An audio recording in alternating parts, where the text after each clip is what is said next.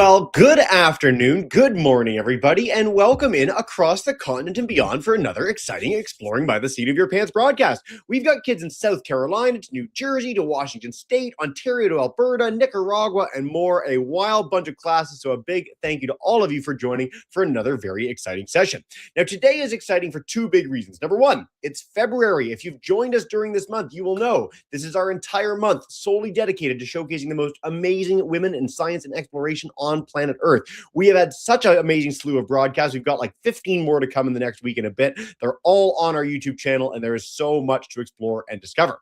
And the second reason today is very exciting is that we've got a newbie. We bring back a lot of people. When we have someone come on and they're amazing, we like to invite them back again and again and again to introduce their work to a whole new generation of students. But every now and then, we get a new exciting scientist/explorer, and today the case is that. So we're going to dive in with her amazing talk on insect societies in a minute. But before I do, I've missed a housekeeping note because I'm just too excited. We have a Kahoot today. So between our talk and our Q&A, if you want to play along with a little 4-question quiz to test your understanding and have some fun, you can pull up that game pin below.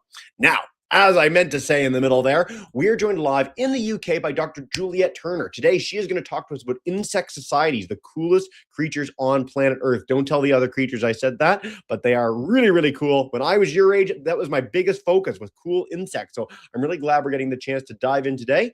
And without further ado, I'm going to zip it. You're not here for me. Dr. Turner, welcome to the broadcast, and so nice to have you today. Hi. Hello, everyone. It's so great to be here. I've got to say, Juliet, so we've had the chance to chat a few times in advance of today's broadcast, and you've got like the coolest things in all your walls. She showed me a whole wall she had the other day of like cool African masks. We've got all sorts of cool art. She's got the best earrings. She's just killing it for decor. So thank you. As an aficionado of backdrops, you're doing amazing to begin. I love it. Thank you. I know you've got a lot to share with us, so I will zip it. If you want to bring up your presentation, we can dive in and get the party started. And as you're doing that, I'll note for our classes that we have some moments of interactivity today. So if you want to chime in the chats, keep your fingers near the keyboards, and we'll make sure you are as involved as can possibly be. All right, we're almost up. Wants to work. Is this working? You're up. We just want to go full screen with it, and then we're perfect. Now we are golden. Take us away. Cool.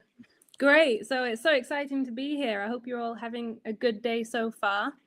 So I'm Juliet, as Jessie said, and I've just finished my PhD, which basically means that I'm now a doctor, but I'm a doctor of biology, not a doctor of medicine. And I've been working as an evolutionary biologist, but also as an ecologist. And what unites all of my research is insects, because I really love insects. And I think that the reason I love insects so much is because they're so diverse, meaning that they come in loads of different sizes and shapes and colors, and they have lots of different lifestyles as well. In fact, some people think that there might be as many as 10 million different species of insect in the world, but most of these are not yet formally described by scientists, so there's still a lot left to discover. And so because insects are so diverse, and they're also everywhere across the world, except for the ocean, because insects don't really like salt water, because they're so abundant and diverse, they're really important for basically all ecosystems.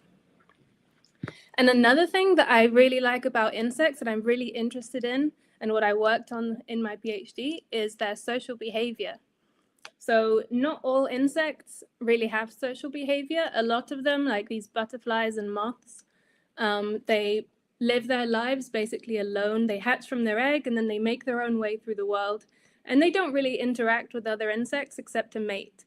And then when they lay their own eggs, they leave them. They don't hang around to get to know their offspring. But there are some types of insect that when they hatch out of their egg, they find themselves surrounded by their family, surrounded by their brothers and their sisters, and sometimes one or both of their parents too.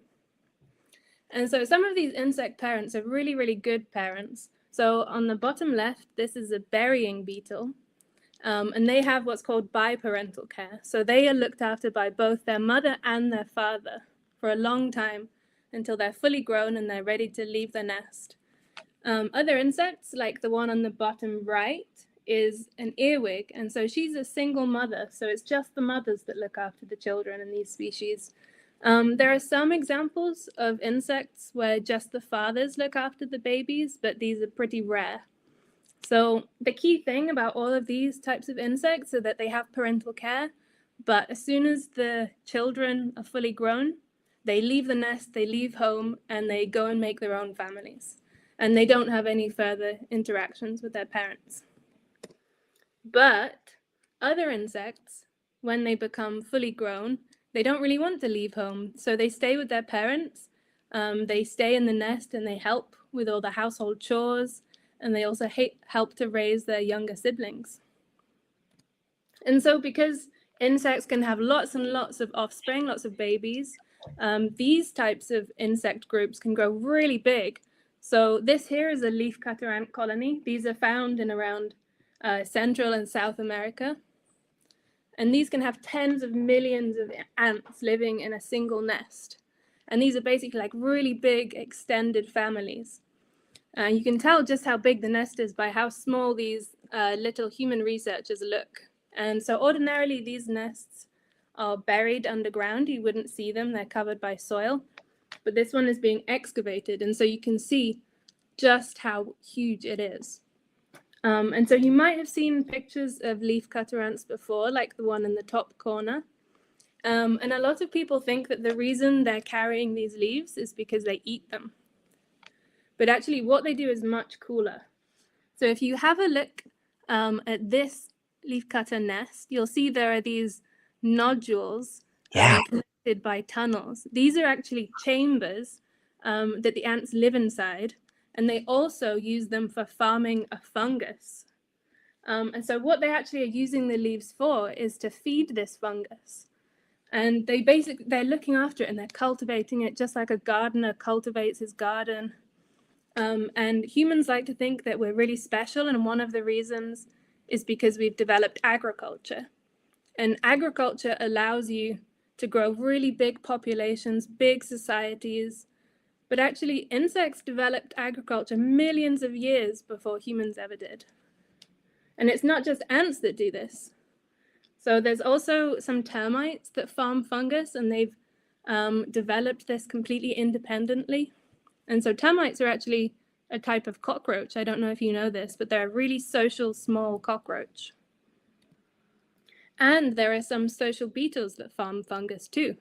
And we don't know very much about these beetle societies because they live inside living trees. And so if you want to try and see what's going on in their societies, you have to chop down the tree. And of course, this kills the tree, but it also destroys the nest.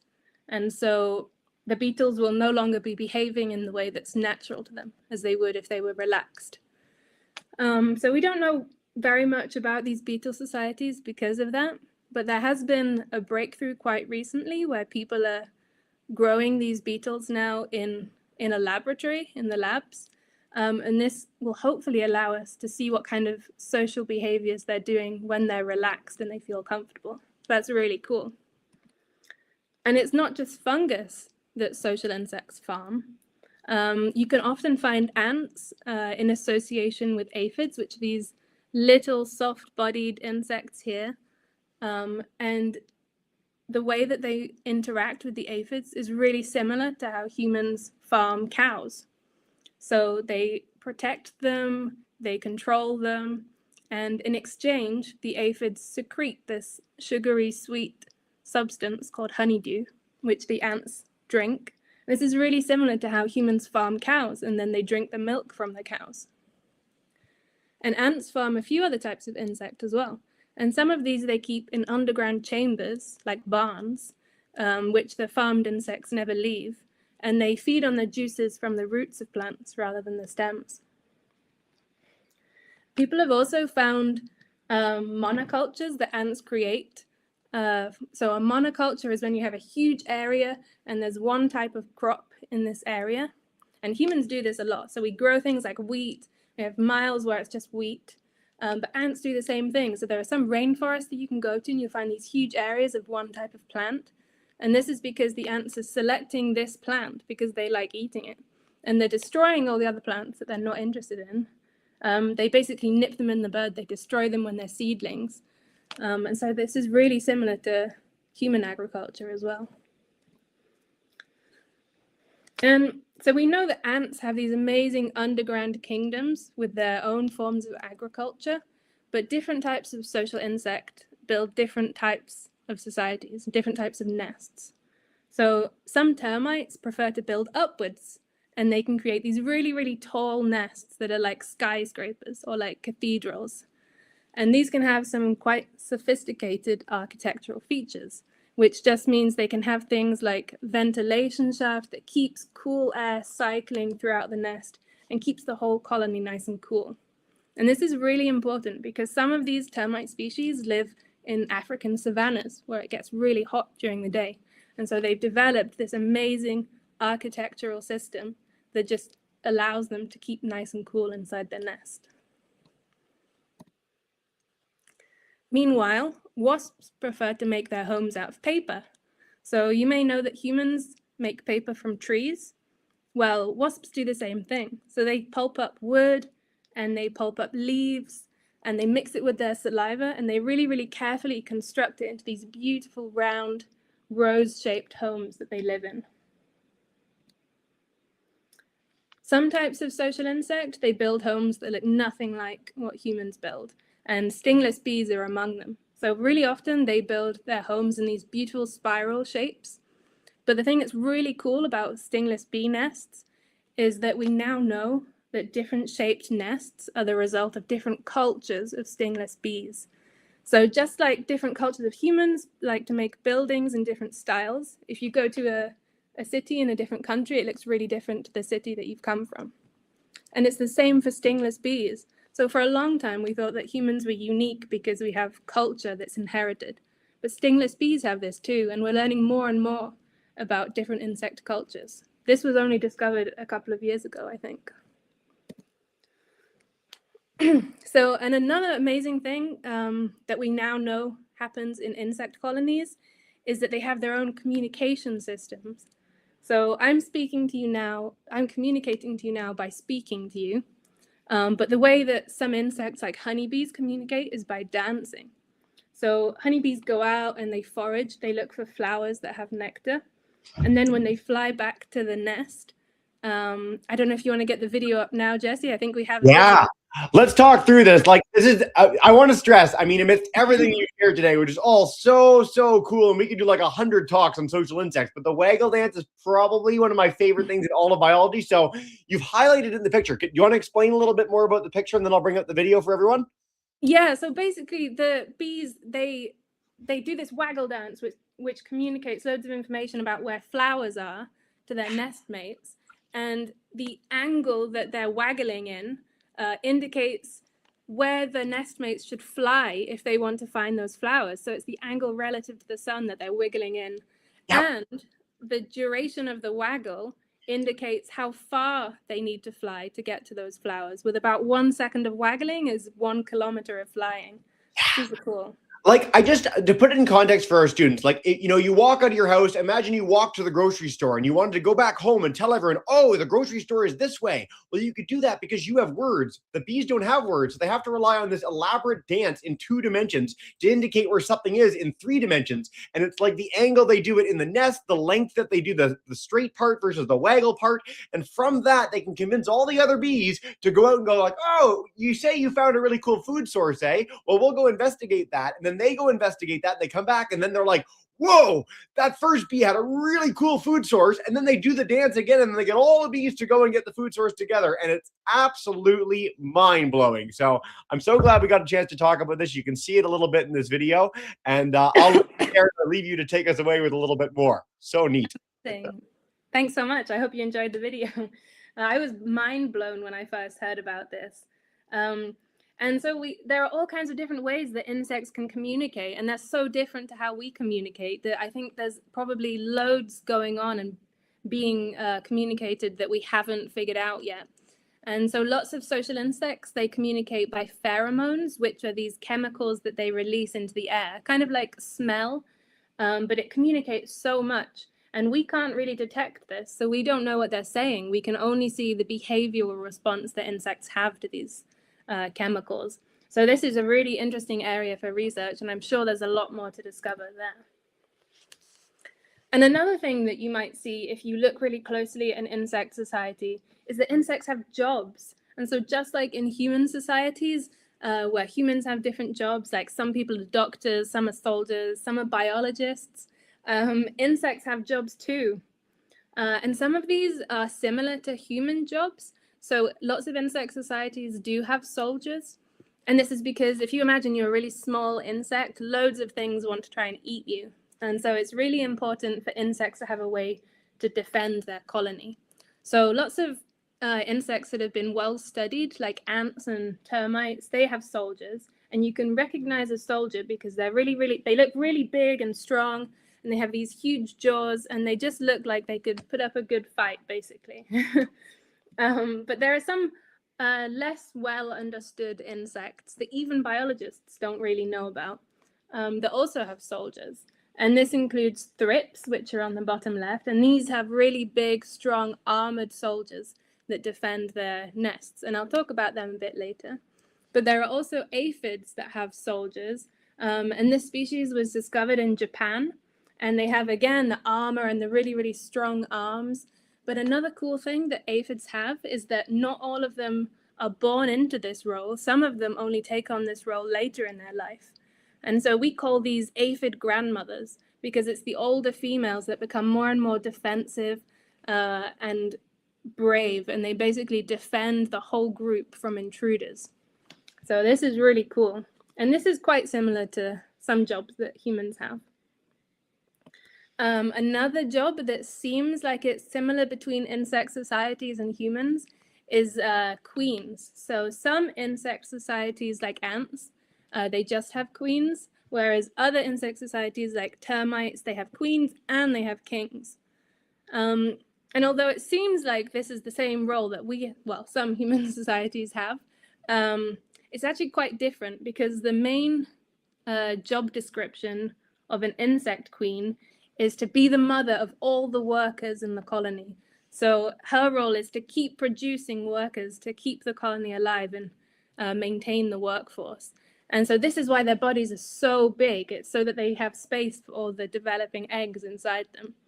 And some of these queens, they can produce tens of thousands of eggs every single day.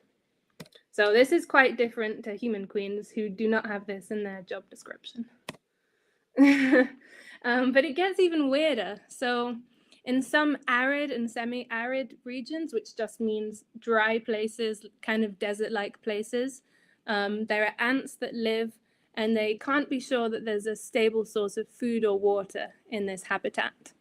And so the way that they've come to deal with this is that they've developed this special caste of worker that basically stores all of the nectar and the water inside their own bodies until they swell up like a balloon. And then they sit motionless in the nest, and they just hold on to all of this liquid until the time comes when there's no water or food in the environment. And then their nestmates can come to them and take a drink mouth to mouth. And this is called trophallaxis, when you pass things. So this is really cool. Their whole role in life is to be a living food storage barrel. And that's all they do. They don't even move about. But meanwhile, in the forests of Central and South America, there are some ants that live in hollow twigs up in the trees. And they come and go from their nest through these little round holes that are the nest entrance. So the main issue that they have is that other ants, intruders, enemies, parasites, they'll try and get into the nest and attack them through this hole. So what have they done? They've evolved a special worker caste that has a head the perfect size and shape to block this hole. And their whole role in life is to just sit in the nest entrance and block this hole with their head. So they're living doors, and that's all they do. They just sit there, they block the door, and they let the right ants in, and they don't let anyone else get near. It's crazy. I love those. And slightly different thing, we even think that many social insects might have doctors or nurses. So lots of insects, they can provide antimicrobials, which just means it's like a substance that kills bacteria and stops infection. And so lots of insects do that, including ants. But some ants they've lost the ability to do this. And so scientists were wondering what they do instead. And so they went to investigate, and they discovered that what they're doing instead of giving antimicrobials is they're amputating limbs that are infected. And this is crazy because no other species on Earth are known to medically amputate limbs except for humans. But now we know that it's humans and ants that do this. And they even found that they know they know when it's necessary, and they don't do it unless it's absolutely necessary and will save the life of their nestmate. So this is really, really cool. Again, quite recent research, and we're only just learning about this. So before I introduced the thrips and the thrip soldiers with these really big arms and the pincers that defend the colony, well, we also discovered that these soldiers might have a second job. So as well as being defensive, it turns out that they have special antifungal properties, and they use these to prevent infection in the wounds of other thrips in their colony. So basically, if a thrip in their colony gets injured, they'll apply this special medicine to the injury, and they'll clean it, and they'll look after it, and they'll make them healthy again. And like I said, hardly anyone knows about thrips. There's a whole group and whole area that we're only just beginning to understand. So that was a run through some of the insect groups that I've been thinking about and working on in my PhD research. And a lot of my PhD involved working at a computer because I'm collecting all of this data and putting it into huge databases. And as you can see, this is a constant battle between me trying to do my research and my cat trying to steal all my attention. So this is a summary of what my PhD was like. But I did also get to do some really cool field work, which included traveling all the way to Papua New Guinea. So this is just about as far as you can possibly get from Oxford. And this is an island next to Australia. So I flew out there, and the reason that fieldwork is so cool is because you get to do lots of fun things like wading through swamps, climbing trees, and getting really muddy. And this is all part of a project to find as many different ant species as possible and basically map where they all live and record information about them so that we know more about ant species around the world. So I'm going to give you a few highlights of some ants that I got to know while I was there. So first up on the left is Polyrhacus. These are spiny tree ants. And what's distinctive about them is they're really, really spiky. They're often really shiny and metallic. And you can find them up high sitting on leaves. And they're really observant. And a lot of ants, they don't really seem to notice that you're there. But these, they really watch you as you walk past. They're really cool. And this is quite different to the behavior of the ones on the right, which are called trap jaw ants, because they have these huge jaws that will slam shut. And these live on the floor. So I only ever saw these running about in the soil. And I actually got bitten by loads of these, got stung by loads of these because I accidentally stood on their nest. So that was my fault. I can't blame them for that, but they're really cool. And I think they reminded me a lot of panthers because they were prowling around in the undergrowth. I also got to see some really rare ants, which are called vampire ants. And the reason that they're called vampire ants is because the queens feed on the blood of their own grandchildren. And they don't kill them, they just drink the blood, or the hemolymph, as it's called in insects. And so the larvae, the children, end up with all these scars where they've had their blood taken. It's crazy. They also have the fastest movement of any animal in the world, where their jaws snap shut at a ridiculous speed. They're really cool. And finally, I saw some weaver ants. They were everywhere. They're really cool, really long-legged and distinctive. They're called weaver ants because they make their homes that are like hammocks out of silk and out of leaves. But the adults don't produce silk. And so they use their own larvae, which do produce silk. They hold them like glue guns, and they use them to stick all these leaves together. And they're really, really cool. So I don't know what time I'm on, but I'm going to leave you with this. So I travel to London pretty often. And I recently saw this illustration on the left, which is a cross-section of the London Underground train network. And immediately I thought, this looks exactly like an ant colony. So I've put these side by side so you can see what I mean. And I think that a lot of the ways we like to think we're different to social insect societies is really just a matter of scale. And actually, if you step back so that humans look really small, or you take a step forward and look at ants closer up, you realize they're not so different after all. So yeah, that's all from me. Thanks so much for listening. Juliet, I love that final image. That whole presentation is so cool, like beyond cool. If you want to come out of screen share so you can see us again, we can have a bit of a conversation. We're going to start with our Kahoot. Yeah, no worries. So we'll begin with our 4-question quiz for our classes. A lot of you already signed into that. Then we're going to dive in with a big Q&A. If you have extra questions after the broadcast is done, please send them to me. I'll pass them to Juliet. We covered so much ground. I learned some things in this, and I am a huge social insect nerd. The doorhead ants I've never heard of. The aphid soldiers are totally ridiculous. And never mind the vampire thing, which watching the kids' reactions when you highlighted that was really glorious.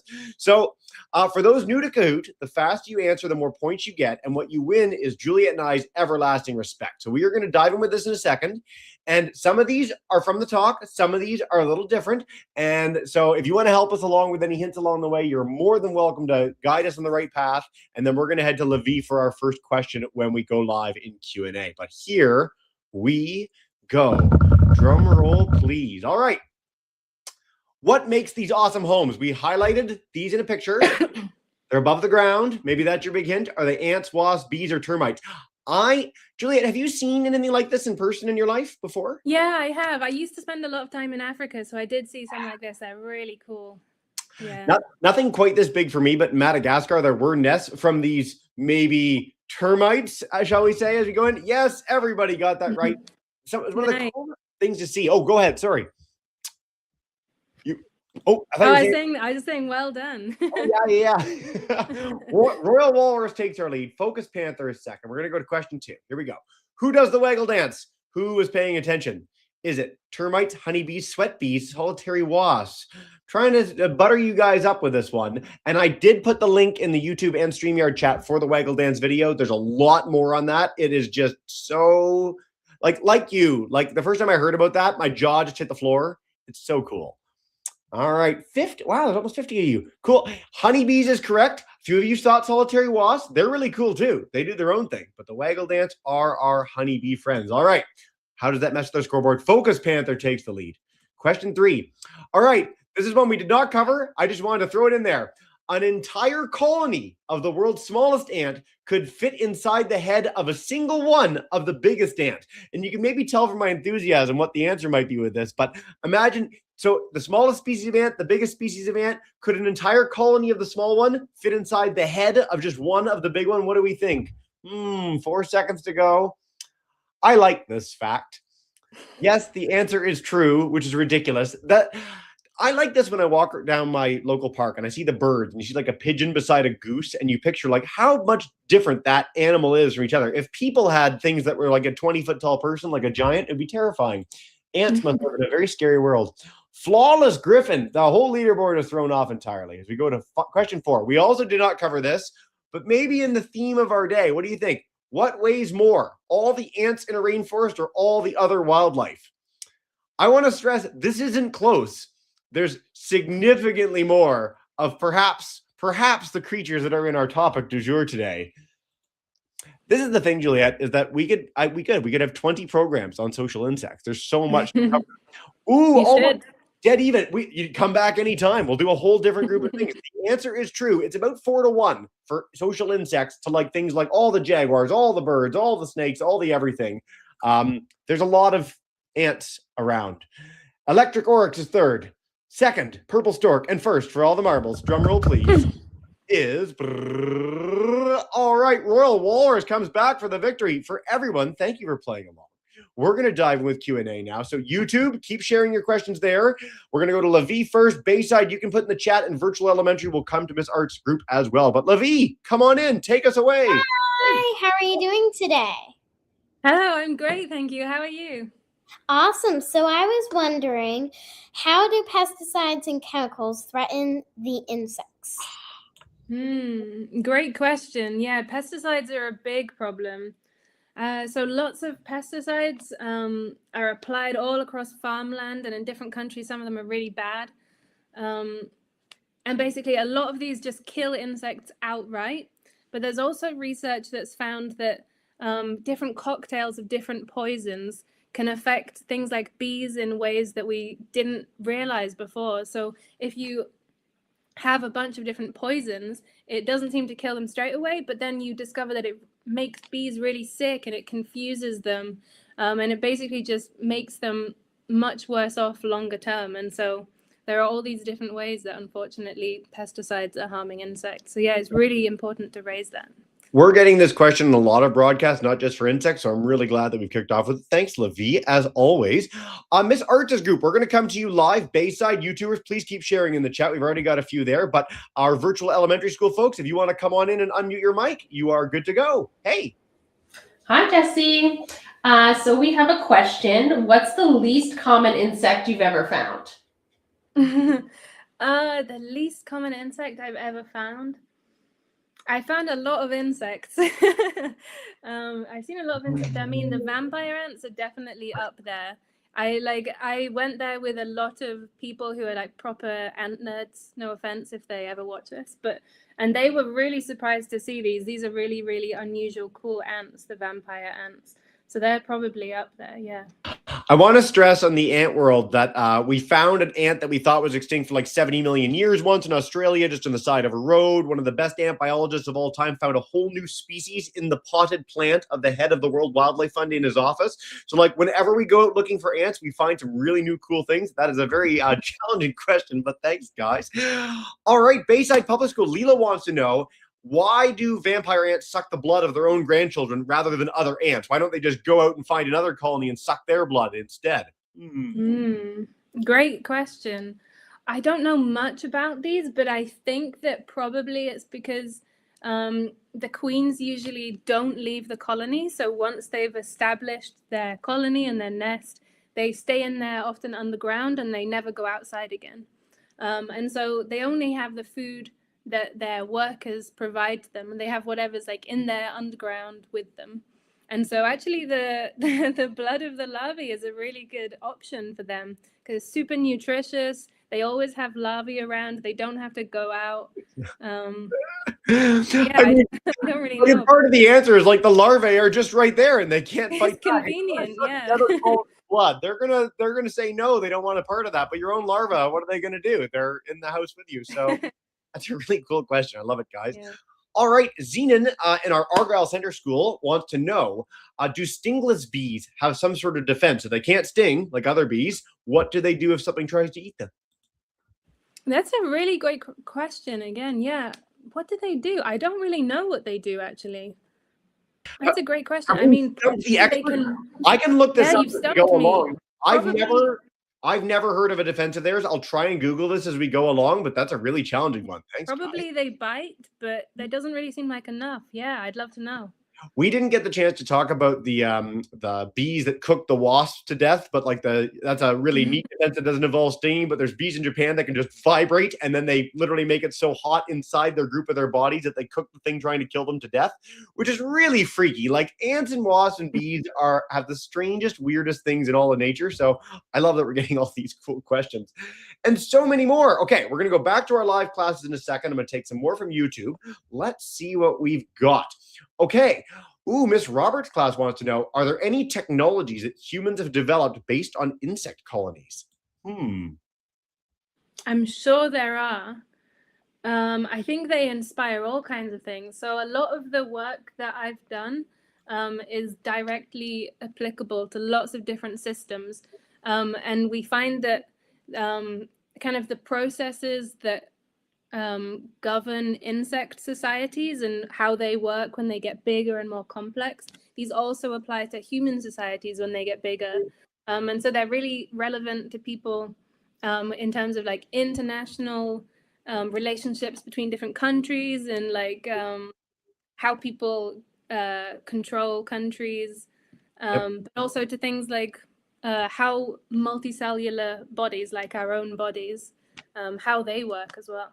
Yep. I will say too, on the termite nest note of how they sort of passively cool, you've got this big stony looking thing in the middle of the hot beating sun, and yet it stays cool enough to not cook everything inside. So we can take the same tactics that they use to draw air in for modern skyscrapers, and there's a lot of that happening right now. So really exciting time for modern day engineering on exactly this note, drawing from social insects. It's a great question, guys.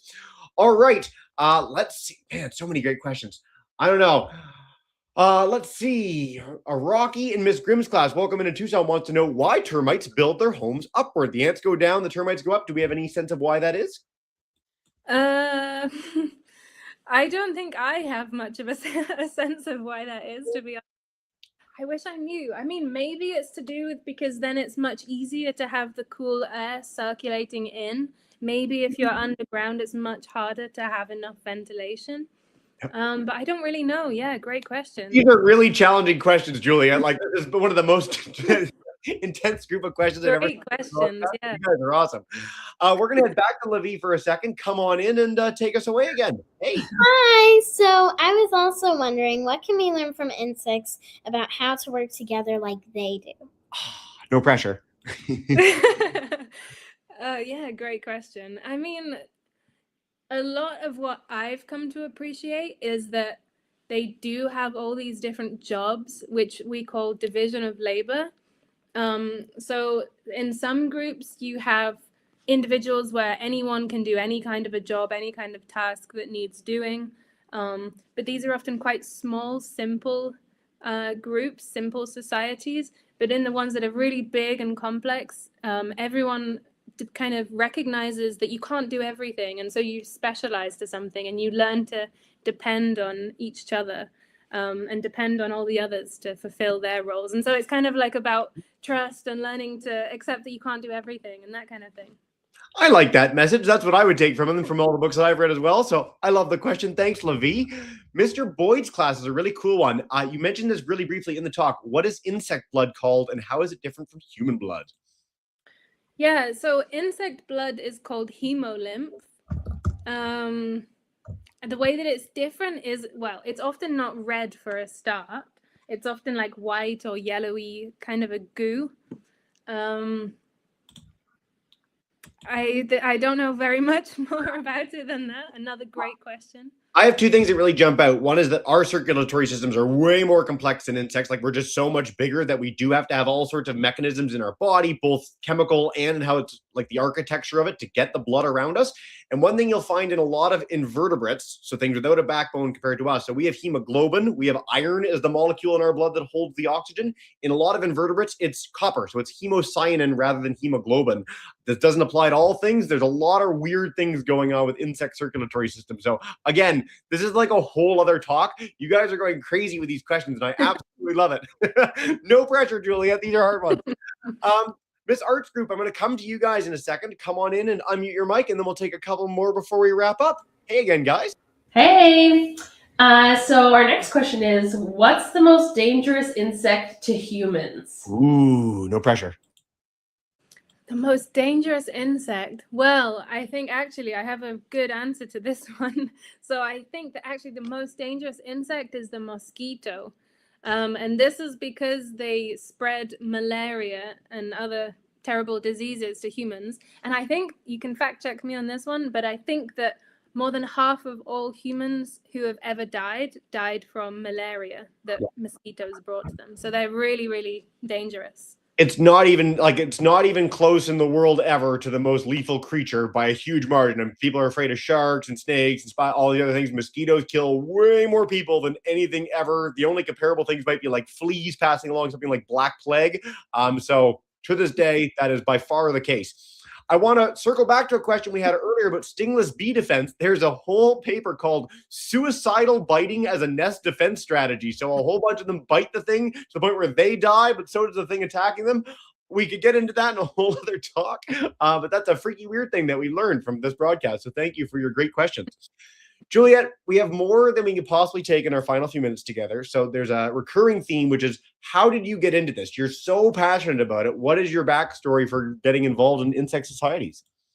Yeah, good question. Well, I've always been interested in insects. There are photos of me when I'm about 1 or 2 years old and I'm picking up insects and collecting them. And that was because I spent a lot of time abroad. So in the UK, a lot of our insects are quite small. They're still really cool, but they're pretty small.